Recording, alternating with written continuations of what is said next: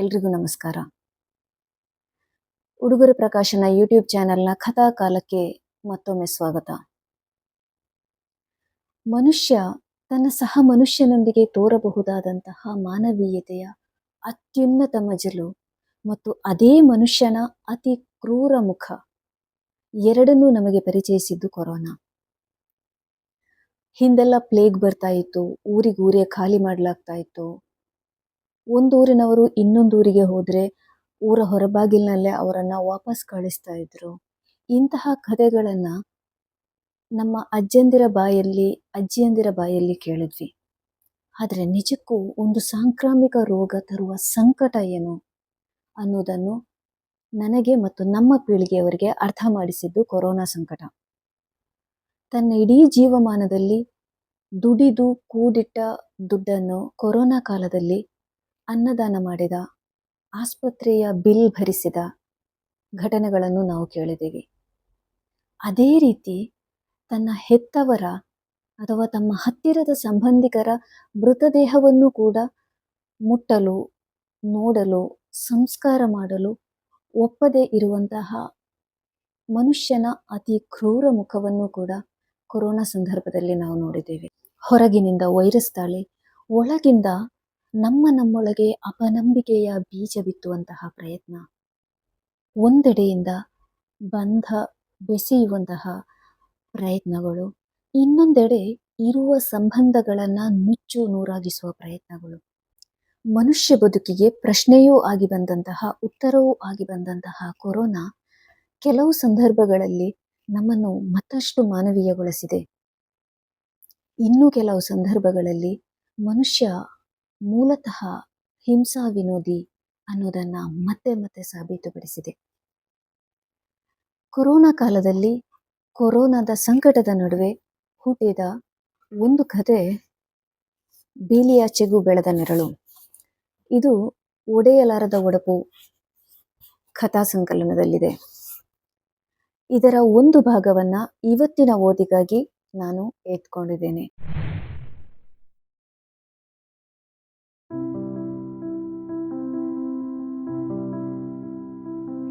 ಯಾವತ್ತೂ ತಂದಿರಿಸಿದ್ದ ಕಾಲ್ಪೋಲ್ ಪೊಟ್ಟಣವನ್ನು ಎರಡೆರಡು ಬಾರಿ ತಿರುಗಿಸಿ ನೋಡಿ ಎಕ್ಸ್ಪೈರ್ ಆಗಿಲ್ಲ ಎನ್ನುವುದನ್ನು ಖಾತರಿಪಡಿಸಿ ಮಾತ್ರೆಯನ್ನು ಅರ್ಧಕ್ಕೆ ತುಂಡರಿಸಿ ಒಂದು ಚಿಕ್ಕ ಚಮಚದಲ್ಲಿ ಚೂರೇ ಚೂರು ಜೇನು ಬೆರೆಸಿ ಮಗುವಿಗೆ ಕುಡಿಸಿದ ಯಮುನಾ ಚಮಚ ಬದಿಗಿರಿಸಬೇಕೆಂದು ಈಚೆ ತಿರುಗುವಷ್ಟರಲ್ಲಿ ಅರೆ ಮಂಪರಿನಲ್ಲಿದ್ದ ಮಗು ಕ್ಷೀಣವಾಗಿ ಏನನ್ನೋ ಮಣಗುಟ್ಟುತ್ತಾ ಬಾಯಲ್ಲಿದ್ದ ಅರ್ಧ ಮಾತ್ರೆಯಲ್ಲಿ ಮತ್ತರ್ಧವನ್ನು ಹೊರಚೆಲ್ಲಿ ಕೆಮ್ಮುತ್ತಾ ಮಗ್ಗುಲು ಬದಲಿಸಿತು. ಕೊರೋನಾ ಇರಬಹುದೇ? ಅವ್ಯಕ್ತ ಸಂಶಯವೊಂದು ಮೂಡಿ ಒಮ್ಮೆ ಮೈಮನವನ್ನು ನಡುಗಿಸಿಬಿಟ್ಟಿತು. ಮರುಕ್ಷಣ ಇರ್ಲಿಕ್ಕಿಲ್ಲ, ಇದೊಂದು ಸಾಮಾನ್ಯ ಶೀತ ಜ್ವರ ಅನಿಸಿತು. ಬೆಳಗ್ಗಿನಿಂದ ಹೀಗೆ ಅನ್ನಿಸೋದು, ತನ್ನನ್ನು ತಾನು ಸಮಾಧಾನಪಡಿಸಿಕೊಳ್ಳುವುದು ಇದು ಎಷ್ಟನೇ ಬಾರಿಯೋ. ಗಂಡ ಶ್ರೀಧರ ಬೆಳಗ್ಗೆ ಪಟ್ಟಣಕ್ಕೆ ಹೋಗಿ ಬರುತ್ತೇನೆಂದು ಮನೆ ಬಿಟ್ಟವನು ಗಂಟೆ 8 ಮರಳಿರಲಿಲ್ಲ. ಅವನೆಲ್ಲಿ ಎಂದು ವಿಚಾರಿಸೋಣ ಎಂದರೆ ಆಗಿಂದಲೂ ಫೋನ್ ಸ್ವಿಚ್ಡ್ ಆಫ್. ಬಿಡದೆ ಸುರಿಯುವ ಮಳೆ, ಮಗಳ ಜ್ವರ, ಗಂಡನ ಗೈರು, ಖಾಲಿ ಬೀದಿ, ಬದುಕು ಅಯೋಮಯ ಅನ್ನಿಸುತ್ತಿತ್ತು ಯಮುನಾಗೆ. ದೇವ್ರೇ, ಒಮ್ಮೆ ಜ್ವರ ಕಡಿಮೆಯಾದರೆ ಸಾಕು ಎಂದು ಪದೇ ಪದೇ ಬೇಡಿಕೊಳ್ಳುತ್ತಾ ಮದ್ದು ಕೊಟ್ಟು ಎಷ್ಟು ಹೊತ್ತಾಯಿತು ಎಂದು ಒಮ್ಮೆ ಮೊಬೈಲನ್ನು, ಮತ್ತೊಮ್ಮೆ ಮಗುವಿನ ಹಣೆಯನ್ನು ಮುಟ್ಟಿ ನೋಡುತ್ತಿದ್ದಳು. ಸ್ವಲ್ಪ ಹೊತ್ತಲ್ಲಿ ಚೂರು ಚೇತರಿಸಿಕೊಂಡಂತಿದ್ದ ಮಗು ಗಾಢ ನಿದ್ರೆಗೆ ಜಾರಿತ್ತು. ಹಣೆಗೆ ತಣ್ಣೀರ ಬಟ್ಟೆ ಕಟ್ಟಿದರೆ ಮಗು ಹುಷಾರಾದೀತೇನೋ ಅನ್ನಿಸಿ ಅಡುಗೆ ಮನೆ ಕಡೆ ನಡೆದಳು. ಅಷ್ಟರಲ್ಲಿ ಫಳಾರನೆ ಮಿಂಚೊಂದು ಬಡಿದು ಇಡೀ ಬಡಾವಣೆಯ ವಿದ್ಯುತ್ ಆರಿಹೋಯಿತು. ಮಲಗಿದ್ದಲ್ಲಿಂದಲೇ ಮಗಳು ಅಮ್ಮ ಎಂದು ಚೀರಿದಳು. ಯಮುನಾ ತಡವರಿಸುತ್ತಾ ಹೋಗಿ ಮಗಳ ಹಣೆಗೆ ಬಟ್ಟೆ ಕಟ್ಟಿ ಅವಳನ್ನು ಮಡಿಲಿಗೆಳೆದುಕೊಂಡು ಮಂಚದ ತುದಿಯಲ್ಲಿ ಕೂತು ಕಿಟಕಿಯ ಗಾಜಿನಲ್ಲಿ ಸುರಿಯುತ್ತಿರುವ ಮಳೆಯನ್ನು ನೋಡತೊಡಗಿದಳು. ಎಷ್ಟು ಸುರಿದರೂ ಆಕಾಶ ಖಾಲಿಯಾಗುತ್ತಲೇ ಇಲ್ಲವೇನೋ ಅನಿಸಿತು. ಮತ್ತೆ ಗಂಡನ ನೆನಪಾಯಿತು. ಬೆಂಗಳೂರಲ್ಲಿ ಅಷ್ಟು ಚಂದಗೆ ಕಟ್ಟಿಕೊಂಡಿದ್ದ ಬದುಕನ್ನು ಬಿಟ್ಟು ವರ್ಷದ ಹಿಂದೆಯಷ್ಟೇ ಊರಿಗೆ ಮರಳಿದ್ದರು. ಪದೇ ಪದೇ ಗಲಭೆಗಳಾಗುವ ಈ ಹಾಳೂರಿಗೆ ಬರುವುದು ಬೇಡವೆಂದು ಎಷ್ಟು ಹಠ ಹಿಡಿದರು. ಶ್ರೀಧರ ಒಪ್ಪದೆ ತನ್ನ ಬೇರುಗಳಿರುವುದೇ ಇಲ್ಲಿ ಎಂದು ಒತ್ತಾಯದಿಂದ ಕರೆದುಕೊಂಡು ಬಂದಿದ್ದ. ಇಡೀ ಬೀದಿಯಲ್ಲಿರುವುದು ಎರಡೇ ಮನೆಗಳು, ಒಂದು ಶ್ರೀಧರನದು, ಮತ್ತೊಂದು ಪಾತುಣ್ಣಿಯದು. ಶ್ರೀಧರನ ಅಮ್ಮ ಸಾವಿತ್ರಮ್ಮ ಮತ್ತು ಪಾತುಣ್ಣಿಯದು ಗಳಸ್ಯ ಕಂಠಸ್ಯ ಸ್ನೇಹ. ಸಾವಿತ್ರಮ್ಮ ಈ ಮನೆಗೆ ಮದುವೆಯಾಗಿ ಬರುವಾಗಲೇ ಪಾತುಣ್ಣಿ ಆ ಮನೆಯಲ್ಲಿದ್ದರು. ಅತ್ತೆಯ ಜೋರು, ಗಂಡನ ದರ್ಪ, ತೋಟ, ಆಳುಕಾಳು, ಸದಾ ನೆಂಟರಿಂದ ಗಿಜುಗುಡುವ ಮನೆ, ಎಲ್ಲದರಿಂದ ದೂರ ಹೋಗಿಬಿಡಬೇಕು ಅಂತ ಸಾವಿತ್ರಮ್ಮನಿಗೆ ಅನ್ನಿಸುವಾಗೆಲ್ಲ ನೆನಪಾಗುತ್ತಿದ್ದುದೇ ತನ್ನ ಮನೆಯಿಂದ 4 ಗಾವುದ ದೂರದಲ್ಲಿರುವ ಪಾತುಣ್ಣಿ. ವಿಧವೆ ಪಾತುಣ್ಣಿಗೂ ಮಗಳು ಜೈನಬಾಳನ್ನು ಬಿಟ್ಟರೆ ಸಾವಿತ್ರಮ್ಮನೇ ಆಪ್ತ ಸಖಿ. ಸಾವಿತ್ರಮ್ಮನ ಅತ್ತೆಯ ಕಣ್ಣು ತಪ್ಪಿಸಿ ಇಬ್ಬರು ಮುಸ್ಸಂಜೆ ಹೊತ್ತು ಕಷ್ಟ ಸುಖ ಮಾತಾಡಿಕೊಳ್ಳುತ್ತಿದ್ದರೆ ಸೂರ್ಯನು ನಿಧಾನವಾಗಿ ಕಂತುತ್ತಿದ್ದಾನೇನೋ ಅನ್ನಿಸುತ್ತಿತ್ತು. ಪಾತುಣ್ಣಿಗೆ ರಂಗೋಲಿ ಹಾಕಲು ಕಲಿಸಿದ್ದು ಸಾವಿತ್ರಮ್ಮನೆ. ಶ್ರೀಧರ ಮತ್ತು ಜೈನಬಾಳು ಒಟ್ಟಿಗೆ ಆಡಿ ಬೆಳೆದವರು.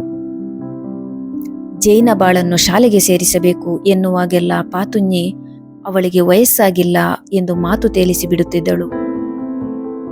ಆಗ ಸಾವಿತ್ರಮ್ಮನೆ ಒತ್ತಾಯ ಮಾಡಿ ಮಗನೊಂದಿಗೆ ಅವಳನ್ನೂ ಶಾಲೆಗೆ ಸೇರಿಸಿತು.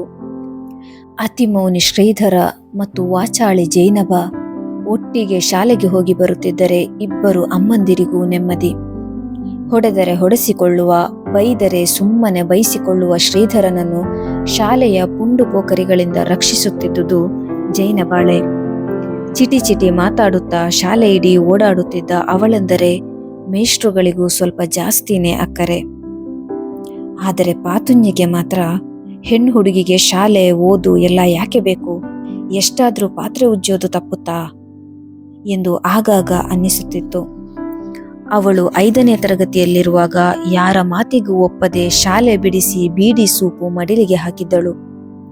ಯಾರೇನೇ ಹೇಳಿದ್ರು, ಶಾಲೆಯಿಂದ ಏನಾಗುತ್ತದೆ ಮನ್ನು, ಬೀಡಿ ಕಲಿತರೆ ಖರ್ಚಿಗೂ ಆಗುತ್ತದೆ, ದುಡ್ಡು ಉಳಿದರೆ ಕಿವಿಗೆರಡು ಅಲಿಕಾತು ಮಾಡಿಸಿಟ್ರೆ ಮದುವೆ ಹೊತ್ತಿಗೆ ಅರ್ಜಿ ಬರೆದು ಮಸೀದಿ ಅಲಿಬೇಕು ಅಂತಿಲ್ಲ ಅನ್ನುತ್ತಿದ್ದಳು. ಸಾವಿತ್ರಮ್ಮ ಪರಿಪರಿಯಾಗಿ ಹೇಳಿ ನೋಡಿದಳು, ಮಾತು ಬಿಟ್ಟು ನೋಡಿದಳು. ಎಲ್ಲದಕ್ಕೂ ಪಾತುಣ್ಣಿಯದು ಒಂದೇ ಉತ್ತರ, ಕಂಡು ಕಾಣದಂತ ನಗು. ಶ್ರೀಧರ 10ನೇ ತರಗತಿಯ ಪರೀಕ್ಷೆ ಬರೆಯುವಾಗಲೇ ಜೈನಬಾಳ ಮದುವೆ ಘಟ್ಟದ ಮೇಲಿನ ಹುಡುಗನೊಂದಿಗೆ ನಡೆದು ಹೋಯಿತು. ಅವಳ ಕಿವಿಯಲ್ಲಿ ಫಳ ಫಳ ಹೊಳೆಯುತ್ತಿದ್ದ ಅಲಿಕಾತು ಅವಳ ಬೀಡಿಯ ಸೂಪು ಕೊಟ್ಟ ಬಕ್ಷೀಸ ಅಥವಾ ಅವಳಮ್ಮ ಯಾರಲ್ಲೋ ಕಾಡಿ ಬೇಡಿ ಮಾಡಿಸಿದ್ದೋ ಗೊತ್ತಿಲ್ಲ. ಜೈನಬ ಮಾತು ಮಾತಿಗೂ ತಲೆ ಆಡಿಸುವಾಗ ಚಂದಗೆ ಹೊಳೆಯುತ್ತಿತ್ತು.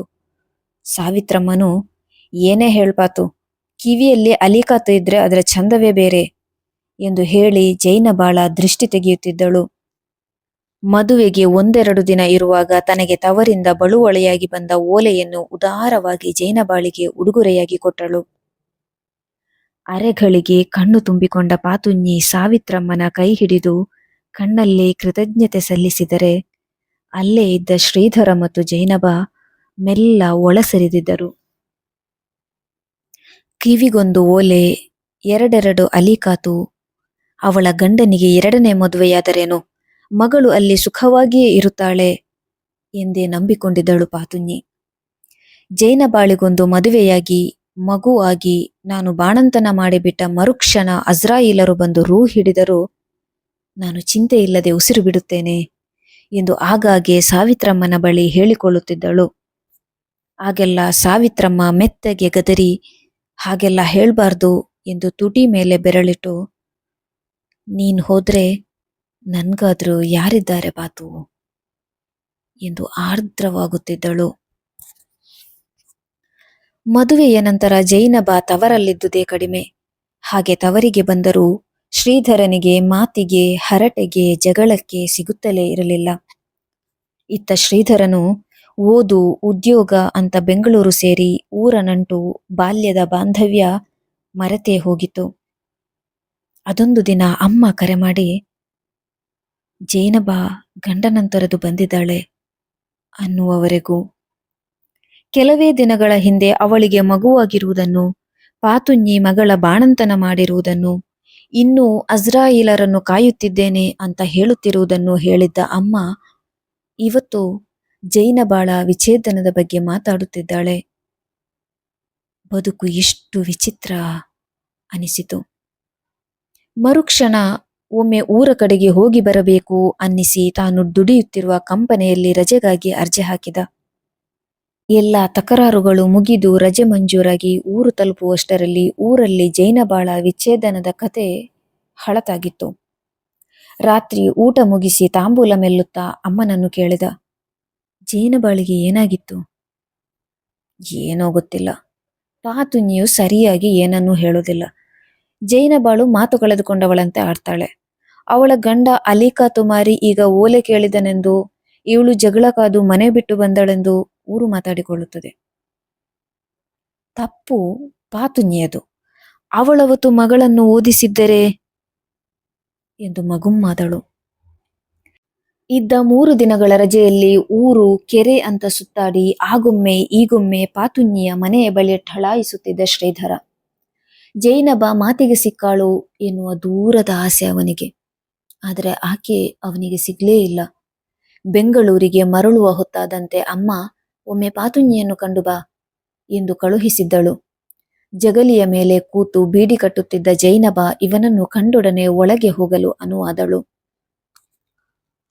ಅವಳನ್ನು ಅಲ್ಲೇ ತಡೆದು ನಿಲ್ಲಿಸಿದ ಅವನು, ಇದೆಲ್ಲ ಹೇಗಾಯ್ತು? ಯಾಕೆ ಗಂಡ ನಿಂಗ್ ತಲಾಕ್ ಮಾಡಿದ? ಕೇಳಿದ. ಹೊಸ್ತಿಲಾಚೆ ದಿಟ್ಟಿಸಿ ಅಲ್ಯಾರೂ ಇಲ್ಲ ಅನ್ನುವುದನ್ನು ಖಚಿತಪಡಿಸಿಕೊಂಡ ಅವಳು ಮೆಲ್ಲನೆ, ಅವನು ತಲಾಕ್ ಮಾಡಿದ್ದಲ್ಲ, ನಾನೇ ಫಸ್ಕ್ ಮಾಡಿದ್ದು ಎಂದು ತಲೆಗೆ ಹೊದ್ದುಕೊಂಡಿದ್ದ ದುಪ್ಪಟ್ಟವನ್ನು ಎದೆಯವರೆಗೆ ಎಳೆದು ಒಳಸರಿದಳು. ಫಸ್ಕ? ಹಾಗಂದ್ರೇನು? ಕೇಳಲು ತಲೆ ಎತ್ತಿದವನು ಅಲ್ಲಿ ಅವಳಿಲ್ಲದಿರುವುದನ್ನು ಕಂಡು ಸುಮ್ಮನಾದ. ಇದೆಲ್ಲ ಆಗಿ ವರ್ಷದೊಳಗೆ ಅವನ ಮದುವೆ ದೂರದ ಸಂಬಂಧಿ ಯಮುನಾಳೊಂದಿಗೆ ನಡೆದು ಹೋಗಿತ್ತು. ಇಡೀ ಮದುವೆ ಮನೆಯಲ್ಲಿ ಓಡಾಡುತ್ತಿದ್ದ ಪಾತುನಿಯನ್ನು ನೋಡಿ ಮೊದಮೊದಲು ಯಮುನಾಗೂ ಇರುಸುಮುರುಸಾಗಿತ್ತು. ಆದರೂ ಎರಡೂ ಮನೆಯ ನಡುವಿನ ಬಂಧ, ತನ್ನತ್ತೆಗೂ ಅವಳಿಗೂ ಇರುವ ಸ್ನೇಹ ಅರಿತ ಮೇಲೆ ಅವಳ ಅನುಮಾನಗಳೆಲ್ಲ ತಿಳಿಯಾಯಿತು.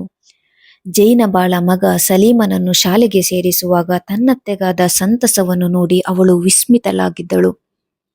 ಗಂಡ ಶ್ರೀಧರನನ್ನು ಪಾತುನಿ ಸಿರಿಧರ ಎಂದು ಕರೆಯುವಾಗೆಲ್ಲ ಅವಳಿಗೆ ತೀರದ ಕಸಿವಿಸಿ.